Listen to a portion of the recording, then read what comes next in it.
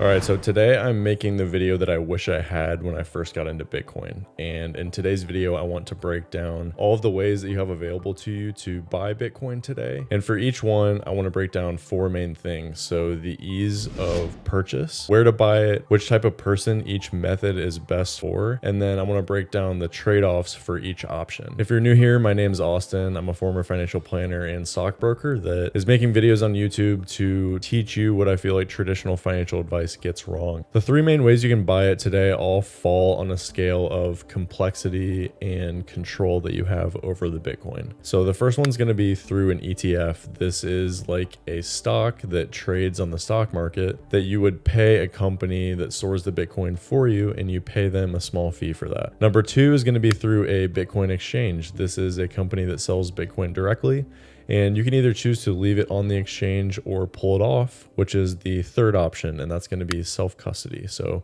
you can buy it on an exchange and then take self-custody and store Bitcoin yourself. Each of these options has its own set of pros and cons when it comes to ownership, responsibility, and risk. The easiest way to get started with Bitcoin is through something called an ETF. That stands for Exchange Traded Fund, and it trades actively on the stock market. Now, this is where you'll pay a company a small fee to store the Bitcoin for you, and you get exposure to the Bitcoin price. This method is going to be for somebody that is more comfortable with the traditional investment world. Maybe you already have a brokerage account, or you want to hold Bitcoin within a retirement account that has more limitations. This is someone who wants to be able to click a few buttons, own Bitcoin in their portfolio, and you don't mind paying a small fee to have somebody else custody the Bitcoin for you. To buy a Bitcoin ETF, you'll need to open a brokerage account if you don't have one already at somewhere like Fidelity or Schwab. I personally use Fidelity, and the two largest ETF symbols for the Bitcoin ETFs are going to be BlackRock's ETF and Fidelity's ETF. BlackRock's is going to be IBIT, and Fidelity's is going to be FBTC. So the minimum investment that you're looking at for these is going to be somewhere between $50 and $100. You'll need enough money to buy at least one share of the ETF. One of the major benefits of the ETFs is that you can hold it in a tax-advantaged retirement account like an IRA or a 401k. So as far as the storage with these funds, you don't actually own the Bitcoin, and you don't have the ability to transfer the Bitcoin or take self-custody of it in the future. The fund that you're giving your money to through the ETF is purchasing the Bitcoin on your behalf and storing it for you. If we compare this to gold, this would be like you buying a gold ETF and getting exposure to what the gold price is doing on a daily basis. Another thing that could be seen as a con that you want to keep in mind is if you do down the road decide that you want to take self-custody of the Bitcoin, you may have to pay capital gains taxes to sell the ETF, transfer the cash to your bank account, and then buy Bitcoin with it another way. So if you think you might want more control over your Bitcoin in the future, this is definitely something to consider before you go down the ETF route. So here's where you're probably wondering, if I can't take self-custody of Bitcoin, is the ETF worth owning at all? And I would say that depends. If you are okay with just getting price exposure and you're comfortable with just having it in your investment account, but if you're looking for more than just price exposure, the next option that we're going to talk about might be for you. So the next step is going to be buying Bitcoin directly from a Bitcoin or cryptocurrency exchange. Now, ETFs have only been around since 2024, so historically, this is what most people have done when they're just getting started. And this is how I bought my first Bitcoin before I even knew what it was. This option is going to be still beginner friendly and for someone that's new to the space, but feels like they might want to take control of their Bitcoin in the future. Exchanges are similar to your traditional investment account, but they're companies that just sell Bitcoin and sometimes other cryptocurrencies. Examples of these companies are Strike or River, and Coinbase is another really popular one. So what you'll do to create an account is you'll go on the website, fill out your information, they'll have to verify your ID, and you'll link your bank account. The exchange I personally use to buy my Bitcoin is River, and I like it because it's a simple interface and it's as easy as clicking transfer cash and then clicking the buy button to purchase Bitcoin. So similar to a traditional investment account, they also offer features that allow you to set specific limits for prices you want to get. So let's say you want 5 to 10% lower than what the price is right now. You can set that and it won't execute a purchase until Bitcoin hits that price. And they also have an option to set up an automatic investment plan. This is something that will automatically buy Bitcoin for you every hour, week, month, however you want to set that up. River for me has been secure and a reliable exchange to use, and I would recommend them. If you want to check them out, I'll leave a link in the description below. So as far as storage, when you're purchasing Bitcoin on an exchange, this is going to be within an account on the exchange's website. They still hold the Bitcoin for you. However, you do have the option to send the Bitcoin off of the exchange and take self-custody of it in the future if you decide to do that. This is going to be the main differentiator between buying on an exchange and buying through the ETF in a traditional brokerage account. If we go back to our gold analogy, this would be like buying a gold bar at a store and asking them to hold it in the backroom vault for you. Yes, it's yours and you can come pick it up whenever you want, but you don't have the gold store's vault code, which would be like your private key in Bitcoin.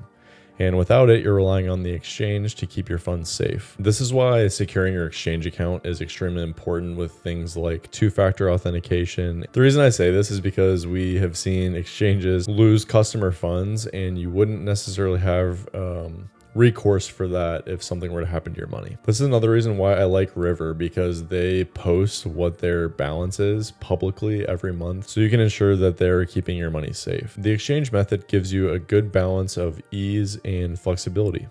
But since the exchange holds your Bitcoin, you're still trusting someone else to hold the Bitcoin for you. So here's where you're probably asking, why wouldn't you just leave it on the exchange if it's that easy? History has shown that exchanges can be hacked, shut down, or mismanaged.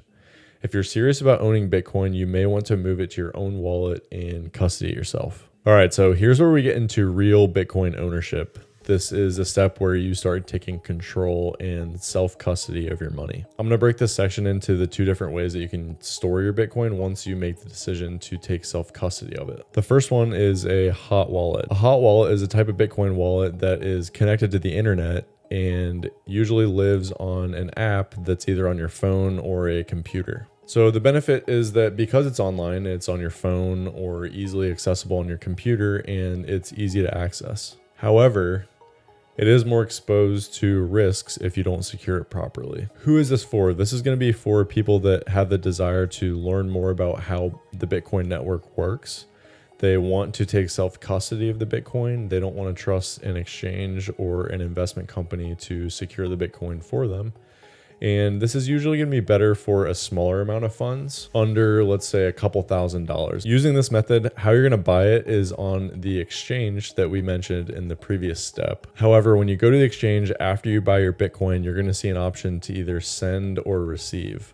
So then instead of keeping it on the exchange, you're going to hit send, and you're going to send it to an app that's either on your computer or your phone. And examples of these companies are Blue Wallet, Phoenix, or Moon Wallet. That's M-U-U-N. So how does this work? When you download the app, it's going to allow you to create a wallet, and it's going to generate either 12 or 24 words. This is going to be your seed phrase. These act as a master password for the Bitcoin wallet. As long as you have this set of words, you have full control over the Bitcoin. But if you lose it or someone else gets a hold of it, then your Bitcoin is gone. So it's extremely important to make sure that you're careful about how you write these words down and how you store them. Here's a quick example of how you'd go about starting a new wallet with Blue Wallet. So first you'll want to click on the plus sign at the top right here.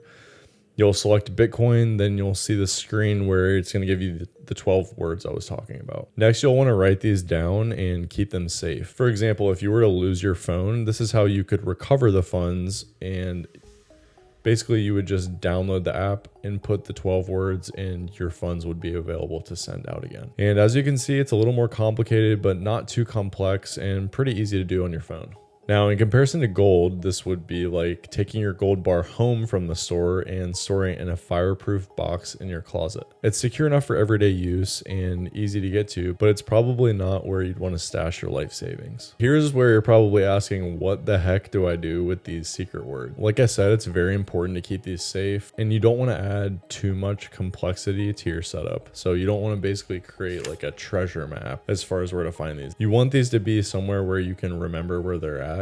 And a few extremely important points here. So you never want to input them anywhere on the internet, and you definitely don't want to tell anybody what they are or share them with anybody in your life, because if someone gets a hold of these, they can steal basically all of your money. And for storing them, you'll either want to write down the words on a piece of paper, make multiple copies of this, and store them in different places in case you lose one, you'll have a backup.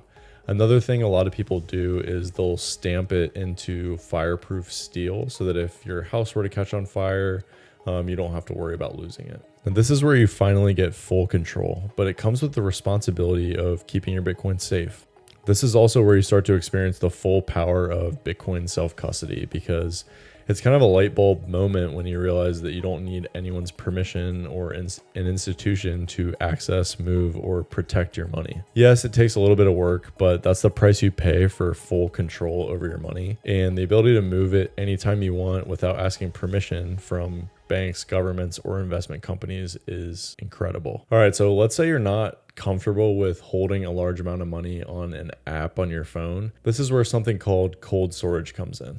Now, if you're looking for the most secure way to hold Bitcoin, especially for larger amounts, cold storage is where you want to be. So the cold part of the cold storage means storing your Bitcoin offline. This is on what's called a hardware wallet, and it's a physical device that looks kind of like a USB drive. Examples of these are something like a Trezor or a cold card. So as far as buying the Bitcoin, it's going to be the same way you would buy it on an exchange, except you're going to send it off like we did with the hot wallet. Except this time it's to a cold wallet, which is a hardware wallet. It's a physical device that looks similar to a USB drive. Unlike hot wallets, cold storage devices aren't apps on your phone or your computer, which makes them way less vulnerable to hackers. Your 12 or 24 word seed phrase is going to be generated and stored completely offline, disconnected from the internet. But if you lose the device and your backup, the Bitcoin is gone. That's why most people write down their seed phrase and store it in a secure place, or even split it between multiple locations to reduce the risk. And with this method, they're also using a steel plate to stamp in the words and create multiple copies to separate the risk. Back to our gold example, this would be like storing the gold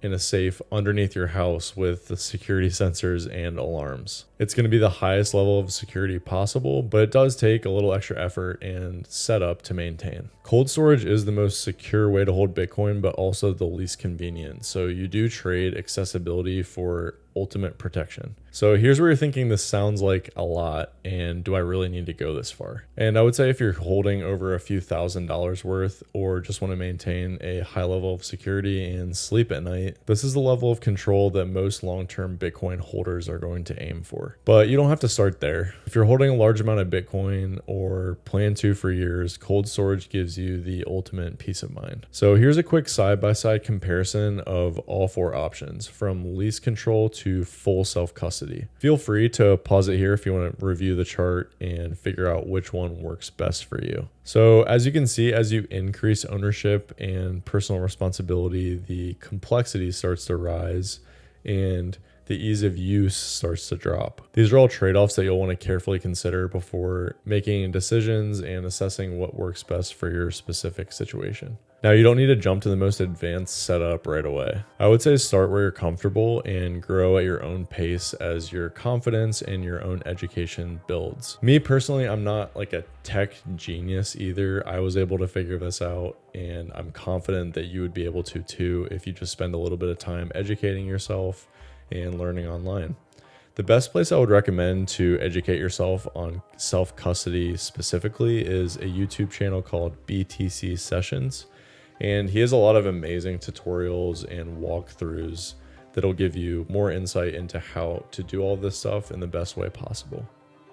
He also uses all of the hardware wallets and software wallets that I've mentioned in this video. What matters most is that you just take the first step, and I would recommend just starting wherever you feel like you're personally comfortable, and then spend a little bit of time to educate yourself, carefully consider your own situation, and if self-custody might be a good option for you in the future, you may want to consider purchasing from an exchange. If you want to own the ETF, that's perfectly fine too if you're not comfortable with self-custody and you're okay with just paying a company to do that that for you. If this video helped you out, give it a like and subscribe if you want to see more content like this. I'm curious what option you're planning on using and why, if you want to drop that in the comments below. Again, my name is Austin. I'm here to teach you how to invest smarter and gain confidence in your own investment choices. Thanks so much for watching, and I'll see you in the next video. If you're still unsure about what Bitcoin is and you want to learn more about it, check out this video.